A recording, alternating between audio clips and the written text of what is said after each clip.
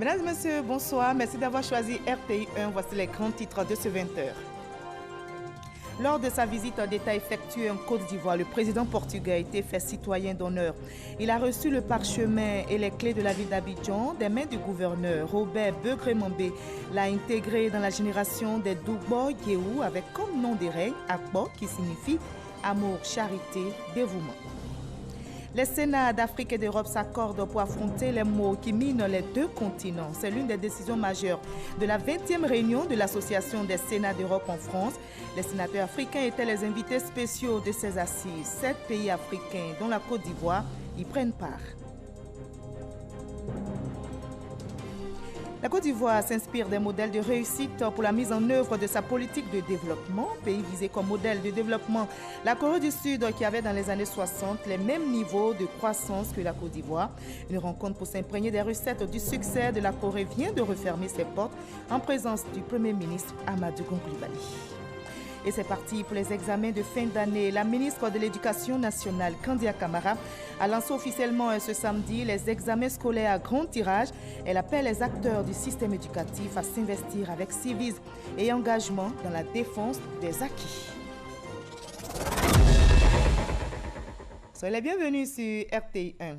Ajoutez à ce sommaire notre rendez-vous culturel. Nous nous intéressons aujourd'hui à un ouvrage dédié à l'excellence. Il est intitulé « Who is Who in Côte d'Ivoire ». L'auteur est un journaliste et promoteur d'événements. Michel Russel-Lauré est également le président de l'Association pour la promotion de la presse économique et financière en Afrique, membre du Club de la presse de Lille en France. Son œuvre est une sorte de vitrine révélatrice des femmes et des hommes qui contribuent au rayonnement de notre pays. Mais justement, comment s'est faite la sélection des 70 personnalités? Quelles sont surtout les retombées et les enjeux pour notre pays, la Côte d'Ivoire?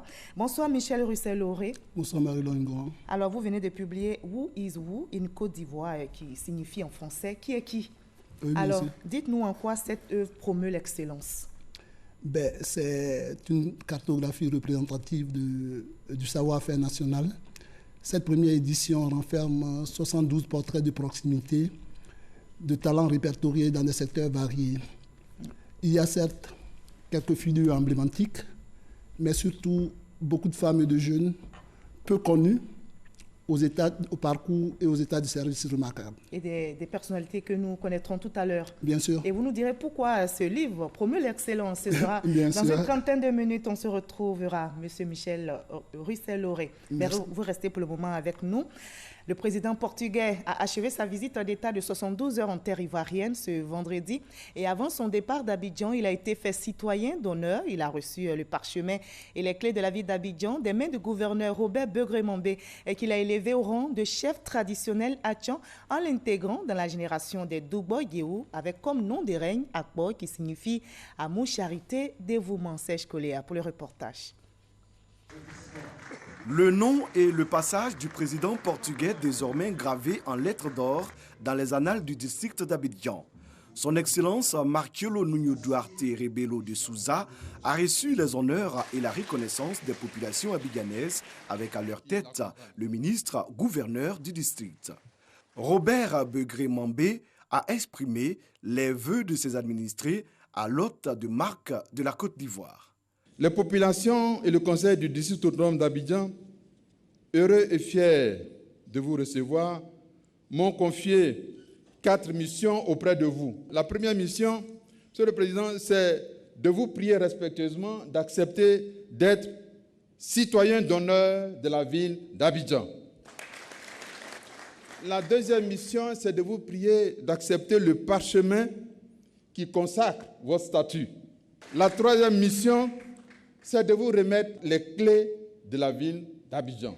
Et la quatrième mission, Monsieur le Président, c'est de faire de vous un grand chef traditionnel en vous intégrant dans la génération des Dougbo Guéou. Votre nom, c'est Apo. Pour le président portugais, ce séjour enrichissant passé en Côte d'Ivoire ouvre assurément les voies d'une vraie fraternité et d'une coopération multiforme.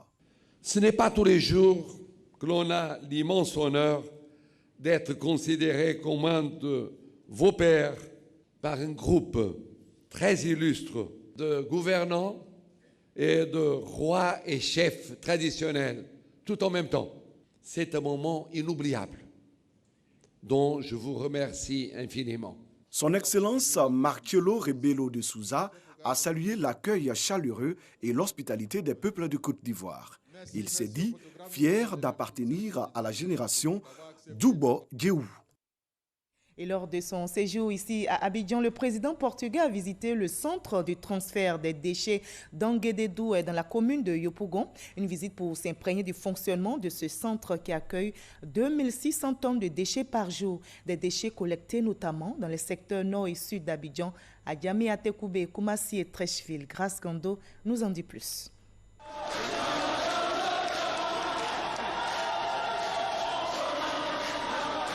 Ambiance différente de celle des jours ordinaires ce vendredi au centre de transfert des déchets à Anguédédou dans la commune de Yopougon.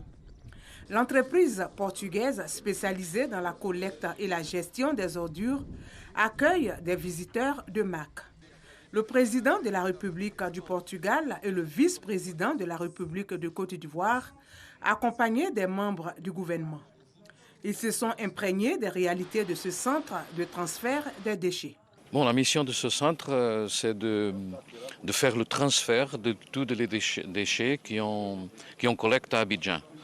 Dans les deux zones d'Abidjan, qu'on appelle zone 2 et zone 3, c'est seulement par le Cocody, par le plateau. On fait tout le ramassage des déchets. Et ici, on fait le transfert des tasseurs pour après amener les déchets à Kosiwan, où on fait la valorisation technique. Ce projet est un projet qui tient à cœur au président de la République, son Excellence M. Alassane Ouattara. Et ce projet a vu le jour. Avant 2011, il n'existait aucune infrastructure en matière de gestion des déchets. Et le président ne voulait plus de la décharge d'Akwedo. Il nous fallait donc procéder à une réforme, mettre en œuvre une politique de modernisation de ce secteur. Bâti sur une superficie de 9 hectares, ce centre de transfert des déchets accueille 2600 tonnes de déchets par jour sur les 4500 tonnes produites dans le district d'Abidjan. C'est le fruit de la coopération entre la Côte d'Ivoire et le Portugal. C'est une infrastructure essentielle pour la vie, pour la santé, pour l'avenir des communautés. Je suis très heureux que ce soit les Ivoiriens et les Portugais ensemble qui travaillent chaque jour, tous les jours, pour le bonheur et le bien-être de millions de personnes ici à Abidjan. À ce jour, le centre de transfert des déchets a collecté plus de 526 000 tonnes de déchets. En termes de moyens logistiques, il dispose de 279 véhicules et 680 coffres. Voilà, et la coopération Lisbonne-Yamoussoukro s'est renforcée dans plusieurs domaines avec cette visite du président portugais. Marcelo Rebelo de Souza n'a pas manqué de le signifier aux autorités ivoiriennes et à la communauté portugaise. 200 Portugais, je rappelle, vivent en Côte d'Ivoire et ces derniers ont échangé avec leur président. Et ils les ont invités à contribuer au rayonnement de leur pays d'accueil et à continuer de vivre en harmonie avec les Ivoiriens avec qui ils entretiennent d'excellentes relations. Le président de l'Ivico aussi, Alain Danho a assisté à cette rencontre. Voilà, et je rappelle pour refermer ce chapitre que le président portugais a regagné son pays ce vendredi à l'issue de sa visite d'État de 72 heures en Côte d'Ivoire. Nous partons plus loin en France, où les Sénats d'Afrique et d'Europe s'accordent pour affronter les maux qui minent les deux continents. C'est l'une des décisions majeures de la 20e réunion de l'Association des Sénats d'Europe. Les sénateurs africains étaient les invités spéciaux de ces assises. 7 pays africains, dont la Côte d'Ivoire, y prennent part. Michel Digré est notre envoyé spécial dans la capitale française. C'est la première fois que des délégations sénatoriales africaines sont invitées à une session de l'Association des Sénats d'Europe. Le président du Sénat français donne les raisons de ce rapprochement. En Europe, l'Afrique, pourtant si diverse, est parfois perçue, et trop souvent perçue, comme une agrégation de crise. En Afrique, l'Europe est parfois considérée comme une forteresse repliée sur elle-même. Si nous n'y prenons garde, l'Europe dans son ensemble risque de prendre ses distances avec l'Afrique et l'Afrique avec l'Europe. Pour les différents intervenants, il est plus que nécessaire d'intensifier la collaboration entre les Sénats d'Afrique et ceux d'Europe pour faire face aux défis communs. Parmi ces défis, il y a bien sûr celui de la démographie, ascendante en Afrique, déclinante en Europe. Concernant la lutte contre l'immigration irrégulière, l'un des thèmes de ces assises, le président du Sénat ivoirien a présenté les actions initiées par l'État de Côte d'Ivoire pour juguler ce fléau, mais aussi réinsérer les migrants ivoiriens rapatriés d'Europe. Des mesures importantes ont été prises pour accueillir et réinsérer tous ces migrants. Quelques initiatives internationales accompagnées par l'Union européenne. Ce projet, avec un coût de 2,7 millions d'euros, soit 1,7 milliard de francs CFA, pour la période de 2017 à 2020, a enregistré au mois de mai 2017 à juillet 2018 la prise en charge de 2668 migrants qui ont bénéficié d'un pécule de 248,20 € pour leur retour.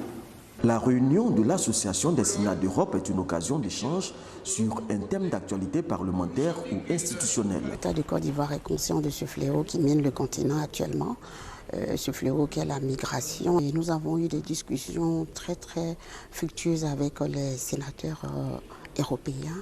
Aujourd'hui, tout le monde est conscient du problème et nous pensons que nous allons trouver des solutions qui vont arranger les deux côtés, le nord et le sud. Exceptionnellement, cette 20e édition a été placée sous le signe du dialogue avec les pays d'Afrique ayant une seconde chambre. Je l'annonçais dans les titres, la Côte d'Ivoire s'inspire des modèles de réussite pour la mise en œuvre de sa politique de développement. Pays visé comme modèle de développement, la Corée du Sud, qui avait dans les années 60 les mêmes niveaux de croissance que notre pays. Une rencontre justement pour s'imprégner des recettes du succès de la Corée vient de refermer ses portes et c'est en présence du Premier ministre Amadou Gon Coulibaly. Le reportage est signé Alexis Ouedraogo. 2 jours de réflexion sous-tendue par plus de 150 ans d'expérience en matière d'économie et de développement pour permettre à la Côte d'Ivoire de poursuivre ses avancées. Si le pays connaît une croissance économique importante, il lui faut garantir inclusivité et durabilité. Nous avons donc, avec l'appui de la Banque mondiale, décidé de réunir ici les personnalités coréennes, les experts économistes mondiaux qui ont travaillé sur le cas de la Corée, qui ont réfléchi sur le plan de développement, la stratégie de la Corée, pour lui permettre de réaliser de pareilles performances.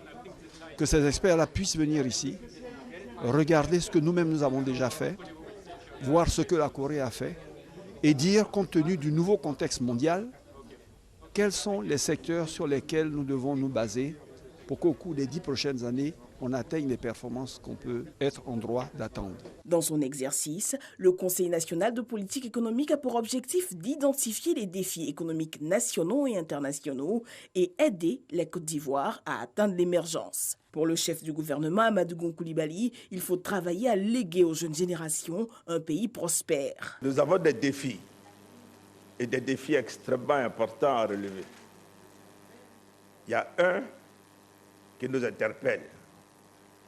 C'est la question de savoir est-ce que dans les 10 prochaines années, nous pourrons donc maintenir un taux de croissance d'au moins 7%. Je veux le dire ici, au nom du président de la République et de toute l'équipe de gestion économique autour de lui, que c'est notre objectif. Nous entendons léguer aux générations qui viennent un pays prospère. Alors nous travaillerons tous ensemble pour trouver quels sont les leviers de croissance qui permettront à la Côte d'Ivoire d'avoir ces 7% de croissance qui sont indispensables pour que demain, nous créions les emplois qu'il faut pour la jeunesse de Côte d'Ivoire. Voilà l'engagement que je veux prendre devant vous ici. Les conclusions des travaux sur la table du gouvernement devront être déclinées en action pour consolider la croissance économique du pays. Du 12 au 14 juin dernier s'est tenu ici à Abidjan le Forum Africalia 2019, le Forum ouest-africain de développement des entreprises, un forum piloté par la Chambre de commerce et d'industrie de Côte d'Ivoire. La cérémonie de clôture du Forum Africalia s'est tenue à la salle des fêtes de l'Hôtel Ivoire. C'était en présence du Premier ministre Amadou Gon Coulibaly. Le reportage d'Eman Guivet dans nos prochaines éditions.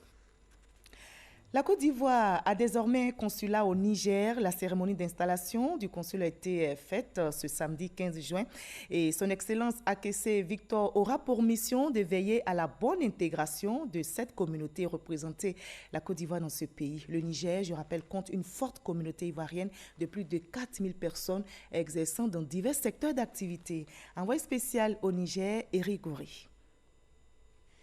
Ils sont plus de 4000 Ivoiriens basés au Niger. C'est ce qui justifie l'ouverture d'un consulat honoraire dans ce pays. Son Excellence Victor Kessé est le nouveau consul. C'est lui qui a été choisi par la Côte d'Ivoire pour défendre les intérêts des Ivoiriens. Protéger cette diaspora et la secourir. Il a reçu ses attributs de son Excellence Kapiel-Etienne Soro, ambassadeur de la Côte d'Ivoire près le Burkina Faso et le Niger. Aujourd'hui, avec l'installation de notre consul honoraire, nous pensons que le président a répondu à cette sollicitation des Ivoiriens au Niger.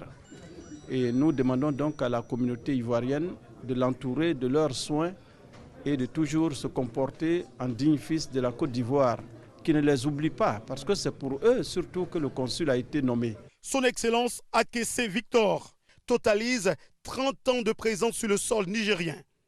Installé dans ses fonctions, il invite la communauté ivoirienne à être un exemple. J'ai mis en place déjà un fonds d'appui aux jeunes ivoiriens qui veulent entreprendre des activités. Donc ça, c'est déjà un fait acquis. Ensuite, maintenant, nous allons demander aux Ivoiriens d'être corrects. Parce que si vous êtes corrects et vous travaillez dans la légalité, il n'y a pas de raison que vous ayez des problèmes. C'est quand vous rentrez dans la délinquance et que vous abandonnez le chemin de la légalité que les problèmes se créent. C'est-à-dire être respectueux des lois et coutumes de ce pays, comme les Nigériens qui vivent chez nous les respectent. L'ouverture de ce consulat honoraire était très attendue par la communauté ivoirienne. Chaque fois, il fallait qu'on se réfère au Burkina Faso, ce qui n'était pas facile. Mais aujourd'hui, nous sommes vraiment heureux que nous ayons un interlocuteur sur le territoire nigérien à qui nous pouvons nous adresser concernant tous nos problèmes. Donc nous sommes vraiment heureux de cette cérémonie, de la nomination du consul honoraire de la Côte d'Ivoire au Niger. Cette cérémonie d'installation du consul ivoirien au Niger a réuni de hautes personnalités des républiques de Côte d'Ivoire et du Niger. C'est par l'hymne national des deux pays que cette cérémonie a débuté. Et ici en Côte d'Ivoire, c'est parti pour les examens de fin d'année. La ministre de l'Éducation nationale, de l'enseignement technique et de la formation professionnelle a lancé officiellement ce samedi les examens scolaires à grand tirage. Avant l'entrée en 6e et le baccalauréat, les épreuves orales du BPC ont démarré mardi dernier. La ministre Kandia Camara appelle tous les acteurs du système éducatif à s'investir avec civisme et engagement dans la défense des acquis. Herman Djivi. 1 289 603 candidats se présenteront aux différents examens pour la session 2018-2019 au titre de l'enseignement général. L'enseignement technique et la formation professionnelle présentent 12 423 candidats, soit un total de 1 302 026 candidats.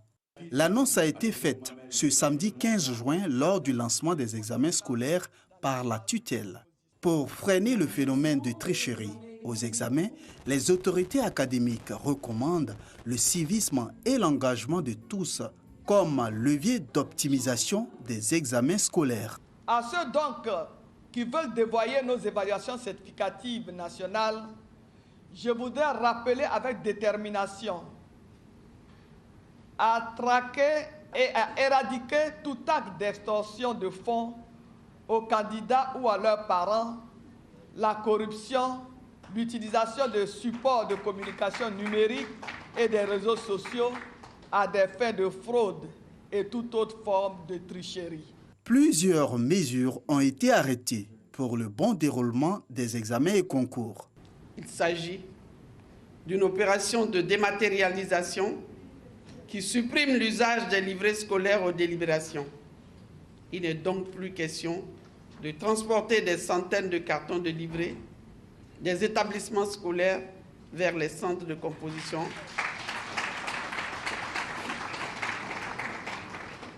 puis de délibération.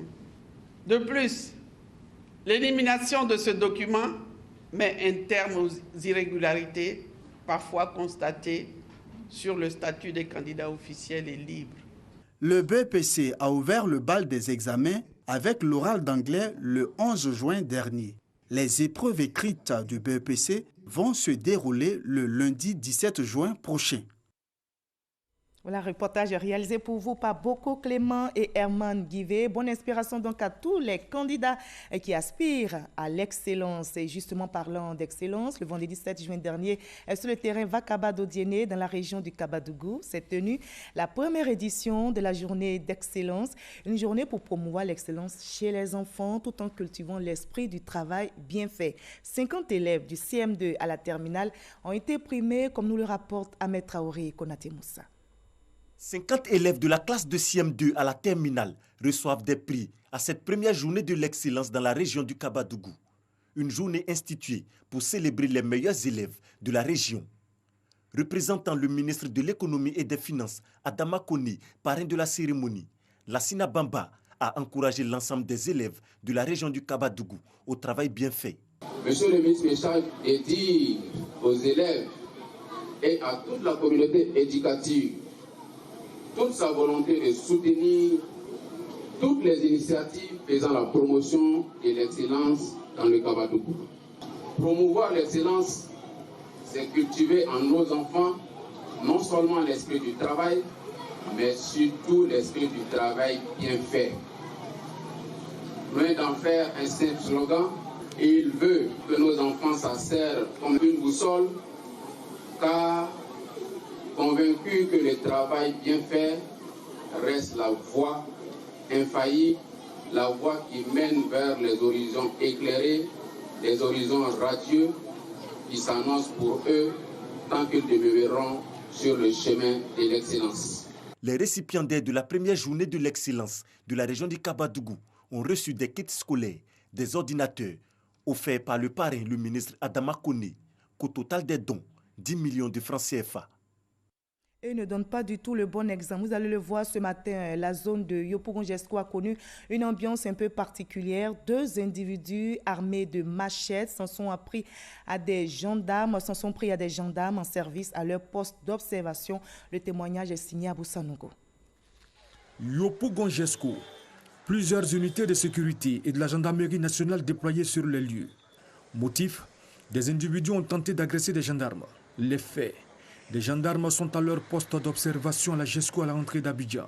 Aux environs de 10h40, 2 individus à pied font soudainement irruption. En possession de machettes, ils tailladent un gendarme et tentent de lui prendre son arme. S'ensuit alors une lutte. Ses collègues gendarmes ont automatiquement eu la réponse appropriée en faisant feu. Bilan, les 2 individus sont abattus. Palpés, aucune pièce pour les identifier. Quant aux gendarmes blessés, il a été conduit à l'hôpital militaire d'Abidjan. Le calme est revenu et la circulation a repris. Et en sport football, notez que la CAN 2019 aura lieu dans quelques jours. La Côte d'Ivoire y prendra part. Après sa première victoire pleine de promesses contre les îles Comores, les éléphants concèdent une défaite 1-0 à une équipe accrocheuse de l'Ouganda. Face donc à cette équipe, l'unique but de Faroukou Mia a permis à l'Ouganda de remporter ce match de préparation. Arsène Kouassi. Gênés considérablement par l'impact physique et le pressing haut des Ougandais, les éléphants ont été surpris par une vaillante équipe de l'Ouganda. La nette domination des Cruins se confirme à la 35e minute avec l'obtention d'un pénalty provoqué par le capitaine Serge Aurier. Faroukou Mia se lance et prend à contre-pied Sylvain Bowo. 1-0 à la pause. Menés au score, les éléphants tentent de refaire leur état, mais ils butent une belle défense ougandaise, conduite par l'expérimenté gardien du Mamelodi Sundowns, Denis Onyango, décisif sur la tête de Wilfried Bony à la 87e minute. L'Ouganda s'impose au final 1-0. Véritable match test pour les éléphants de Côte d'Ivoire qui disputeront leur 3e match amical mercredi prochain contre la Zambie. Au moins 8 policiers kenyans ont été tués ce samedi matin dans l'explosion d'une mine artisanale dans le comté de Wajir, à la frontière avec la Somalie. Les policiers étaient en patrouille dans la zone. La patrouille victime de l'engin explosif ferait partie des renforts dépêchés dans la région à la suite des incidents de la veille à Konton. L'attaque a été revendiquée par les insurgés islamistes radicaux Shebab. Suite à l'ouverture de ses obsèques le mardi dernier par une veillée religieuse à la paroisse Notre-Dame d'Afrique de Biétri, ici à Abidjan, Maurice Serignoleba a été inhumé ce samedi et à Bribo, son village natal situé dans le département de Daloa. L'ancien ministre d'État et président du Conseil économique et social, Maurice Nyoleba, je rappelle, a tiré sa révérence le mercredi 1er mai dernier à l'âge de 84 ans. Marcelin Kla, Godfrey Okambawa. Tristesse et d'émotion à l'église Notre-Dame de Biétri. Parents, amis et connaissances de Maurice Serignoleba et des personnalités du paysage politique national partagent la même douleur. Ils gardent du défunt l'image d'un grand homme politique. Un homme de sa dimension, quand il disparaît, il laisse toujours un grand vide. Et c'est son cas. Voyez-vous, c'est quelqu'un qui a véritablement participé à la construction de notre pays. Maurice Serignoleba était membre de l'ancien parti unique, le PDCI-RDA, et plusieurs fois ministre dans les gouvernements du président Houphouët-Boigny et président du Conseil économique et social du 17 septembre au 23 décembre 1999. Nous avons été ensemble aux côtés du président Houphouët-Boigny pendant longtemps, dans le parti, dans le gouvernement et dans toutes les missions. Pour nous, ce sont des aînés, nous les avons suivis comme des modèles. Maurice Serignoleba est inhumé ce samedi 15 juin dans son village natal à Bribo-Sibou, dans le département de Daloa. Et ainsi va la vie, nous allons continuer de sourire en parlant maintenant culture dans ce 20h.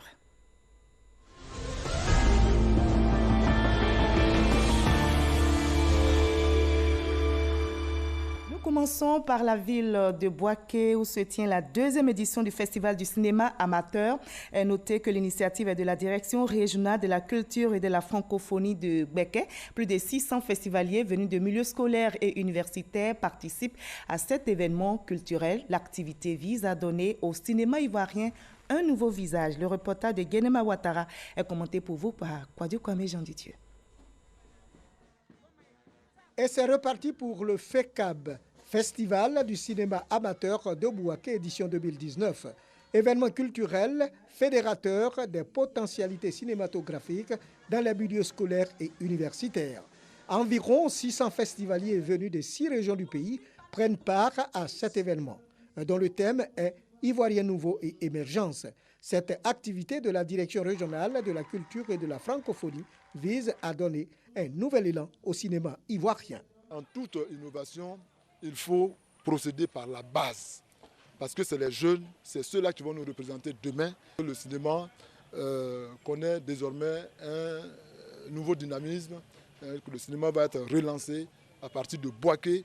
Le directeur général de la RTI, le président du Fonds de soutien à l'industrie cinématographique et la représentante du ministre de la Culture et de la Francophonie encouragent l'initiative et invitent les participants à s'approprier ce festival afin de se réaliser. Nous faisons un appui à la production et nous renforçons également les capacités de nos acteurs, de nos techniciens. Donc, nous finançons également la formation.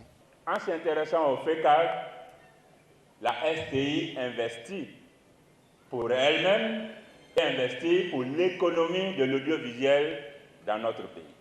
Ce que vous faites, il faut y croire, il faut s'investir et votre créativité, votre savoir-faire va faire de vous des gens prospères. Il s'agira en somme de permettre aux jeunes initiés à la pratique cinématographique de sensibiliser d'autres jeunes, le public, à la prise de conscience sur la nécessité de changer de comportement, d'être des Ivoiriens nouveaux d'être des jeunes exemplaires, modèles, respectueux des lois et institutions de la République. 13 films sont en compétition, notamment Sur le chemin du regret, La prise de conscience et bien d'autres. La clôture du festival du cinéma amateur de Bouaké est prévue pour le 15 juin 2019. L'Union des journalistes culturels de Côte d'Ivoire, UJOCI, a organisé les 13 et 14 juin dernier à Grand-Bassam les états généraux de leur union, et ce 22 ans après la création. L'objectif est de dresser un bilan des actions de l'union et remobiliser les journalistes culturels de notre pays. Issa Tchounaïo. Un temps d'arrêt pour regarder dans le rétroviseur et faire le bilan de ces activités après 22 ans d'existence. C'est l'exercice auquel s'est soumis l'Union des journalistes culturels de Côte d'Ivoire, UJOCI. Pendant 2 jours, les membres de cette association ont passé au peigne fin leurs activités au cours des décennies passées. Les états généraux viennent pour réfléchir sur l'avenir même, les perspectives pour repositionner notre union, parce qu'on a estimé qu'on a été en retard et qu'il faille qu'on se réunisse, réfléchir et tracer les grandes lignes de ces 5 années à venir. Les autorités ont salué l'organisation de ces états généraux. L'histoire de notre pays ne saurait s'écrire sans vous, les journalistes, qui ont modélé le visage. Nous souhaitons que de ces états généraux sortent de grandes décisions qui vont bâtir une union forte et sacrée. Votre métier vous confère une proximité avec les populations, ce qui fait de vous des partenaires de choix dans mon combat pour l'autonomisation de la femme et l'assistance aux personnes vulnérables. UJOCI s'est doté d'un plan stratégique pour conduire le projet du bureau exécutif. Elle envisage également d'organiser la nuit des champions de la culture et des arts dans les mois à venir. On en arrive à l'entretien avec notre invité de la page culture de ce 20h. On vous retrouve, monsieur Michel Russell-Lauré. Oui. Alors dites-nous, le titre de votre publication, Who is Who in Côte d'Ivoire, est en anglais. Alors pourquoi ce choix pour parler d'excellence en Côte d'Ivoire? Mais c'est simple. Cette initiative vise à promouvoir l'excellence, je l'ai dit, mais pas en Côte d'Ivoire. Moi, c'est surtout... Non, pas en Côte d'Ivoire. Non, c'est pas mon ambition. L'ambition, c'est de promouvoir l'excellence ivoirienne à l'international. On doit conquérir l'extérieur. Et l'anglais, pour moi, comme vous le savez certainement, est la langue marketing par excellence. C'est simplement ça. Alors pour vous, est-ce que vous ne pensez pas que le parcours de ces personnalités que vous avez énumérées dans votre ouvrage pourrait impacter la vie de cette jeunesse africaine qui aujourd'hui est en train de mourir dans la Méditerranée, pensant que l'Eldorado c'est de l'autre côté forcément? Ben non, quand je fais... Alors je vais vous dire une chose. Oui. Cette initiative vise à promouvoir la Côte d'Ivoire, l'excellence ivoirienne. Pourquoi? Nous sommes un pays précieux, nous sommes un leader économique, mais le constat est que les compétences ivoiriennes ne sont pas suffisamment reconnues à l'extérieur. Bon, il faut corriger cette faiblesse, parce que nous avons des talents, c'est un levier de compétitivité sur lequel notre pays peut jouer. Il faut jouer sur ses forces. Et les ressources humaines ivoiriennes sont nombreuses dans tous les domaines. Il est temps de les promouvoir, de les faire connaître à l'extérieur. Et moi, j'ai envie d'ajouter aussi les faire connaître à l'intérieur. Alors, après une sélection, vous retiendrez au final 70 personnalités. 72 plus précisément. 72, oui. Donc plus de 70, qui font la fierté de la Côte d'Ivoire, vous l'avez dit, dans divers domaines. Oui. Alors tout à l'heure, vous nous direz les critères, mais avant, voyons le résumé de votre ouvrage avec notre confrère Serge Kolia et on en reparle par la suite. Plus de 70 portraits de personnalités sont consignés dans cette première édition du Who is Who in Côte d'Ivoire. Ils sont issus de tous les domaines d'activité, entre autres la politique, les affaires, les finances, la culture. L'auteur Michel Lauré, journaliste, membre du club de presse de ligne en France. Objectif, mettre en lumière tous les talents qui font la richesse de la Côte d'Ivoire afin de servir de repère à la jeunesse.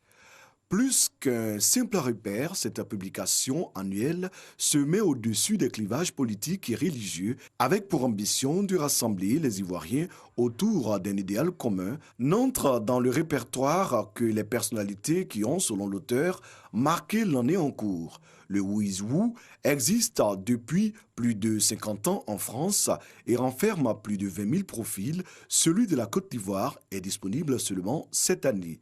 Il imprime sa différence, selon l'auteur, par sa proximité, son souci du détail. Un mélange de récits et d'interviews. Alors dites-nous, Monsieur Lauré, comment s'est faite la sélection? Oui, c'est une sélection rigoureuse.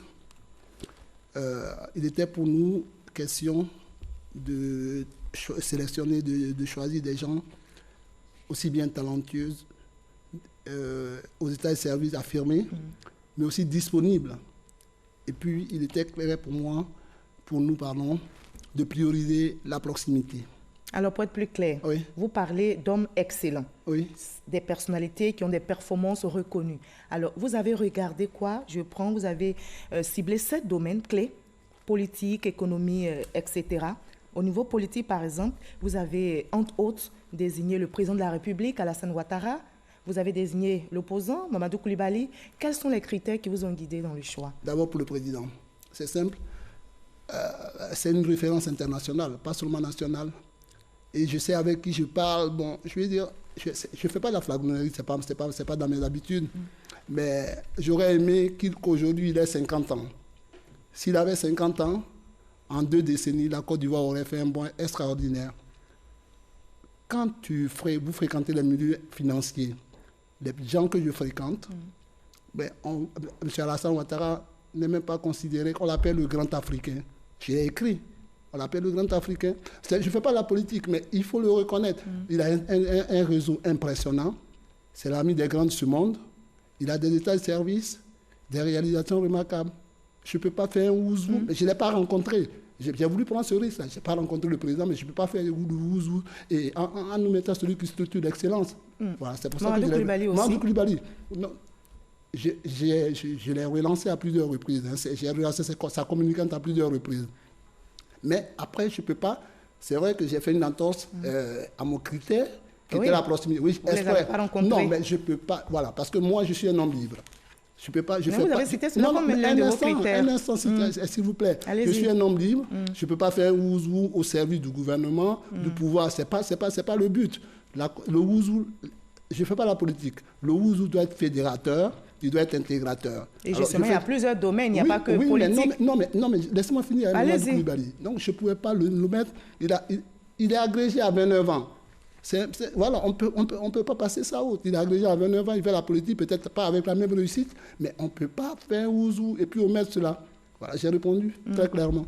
D'accord. Ouais. Dans le domaine de l'économie, vous avez cité également d'autres personnalités. Oui, bien sûr. L'entrepreneur Alain Kouadio, c'est une réussite. Il a remporté 2 fois de suite le prix de l'entrepreneur de l'année des bâtisseurs de l'économie africaine.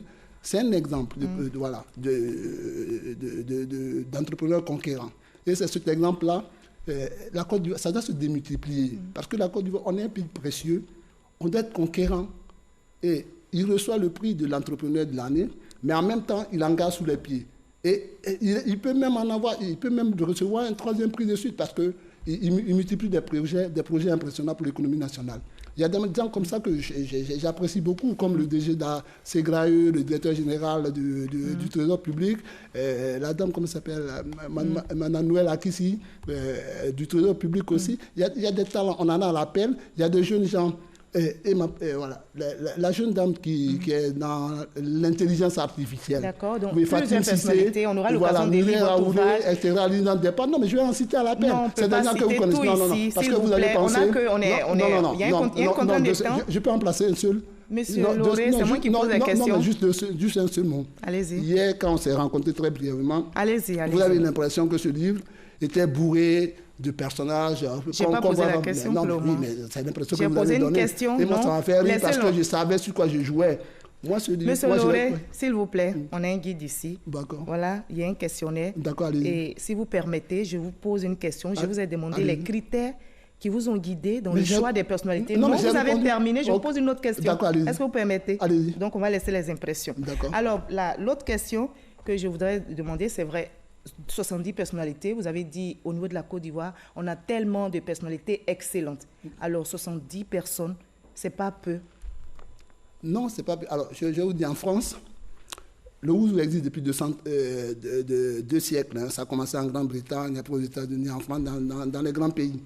Mais c'est un business très clairement. C'est des milliers de gens. Voilà, moi, c'est le Ouzou que je fais en Côte d'Ivoire. Je veux que ça fasse envie. Je veux que ça crée, mais ça suscite de la jalousie. Donc, je ne ferai jamais des dizaines de gens. Mais j'aurais pu le faire pour gagner peut-être un peu d'argent, mais je ne veux pas. Je ne peux pas, ce n'est pas une encyclopédie. On entre dans le Ouzou que celui qui a des états de sa vie affirmés. Je souhaite que ça fasse envie. Donc là, on est à 72 portraits. C'est vrai que je le concède. Hein.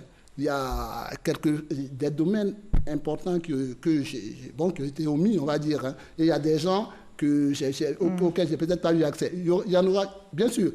Dans la prochaine édition en préparation, il y aura quelques sortants et on va en rajouter. Donc, mais deuxième publication, et ainsi de suite, etc. C'est ça? Elle est annuelle, la périodicité, mais elle ne sera jamais une encyclopédie. Je veux qu'on le dise. Sous cette forme, c'est un petit livre vert, un peu... Pas au centre religieux, mais c'est la Bible. Je le considère comme la Bible de l'excellence ivoirienne. D'accord. Alors, dernière question. Un tel ouvrage pourrait avoir quel impact, selon vous, dans notre société en quête de modèle aujourd'hui? Non, mais on t'a donné aux futures générations des rôles modèles. C'est pour ça. Mais vous avez dit quelque chose d'intéressant. Voilà, le Ouzou, quand je dis que ça cible l'extérieur, les institutions, les ministères, c'est vrai. Mais moi, je prendrais sur moi d'offrir de Ouzou à des écoles, à des universités, parce que je pense qu'il est important de donner des rôles modèles à la jeunesse. Dit le Ouzou, vous y verrez des talents, des trentenaires, des quadrats, mais aux états de service, c'est impressionnant. D'accord. Ascom, vous préparez également cet événement. 2 mots pour terminer. Oui, très rapidement. Après Jacques Séguéla l'année dernière, modestement, nous allons faire quelque chose de très fort le 4 juillet. La 7e édition des ASCOM, l'art de la communication, du marketing et de l'événementiel, est dédié au leadership féminin. Il y aura énormément de femmes, de talents. Et vous êtes en quête permanente d'excellence, comme on le voit. Oui, mais c'est mon ADN un peu depuis l'enfance. Merci beaucoup, Monsieur Michel Russell-Lauré. Merci d'avoir été sur ce plateau avec nous et de nous partager votre passion pour l'excellence. Cet ouvrage doit être lu. Moi, ça m'a beaucoup apporté. Merci, en tout cas, d'avoir été avec nous ici, ce plateau. Vous l'avez compris, ce journal est terminé. À 23h, Kolo Koulibaly prendra le relais pour le dernier journal. Et demain, 20h, retrouvez Fatou Fofana. Très belle soirée ici à RTI.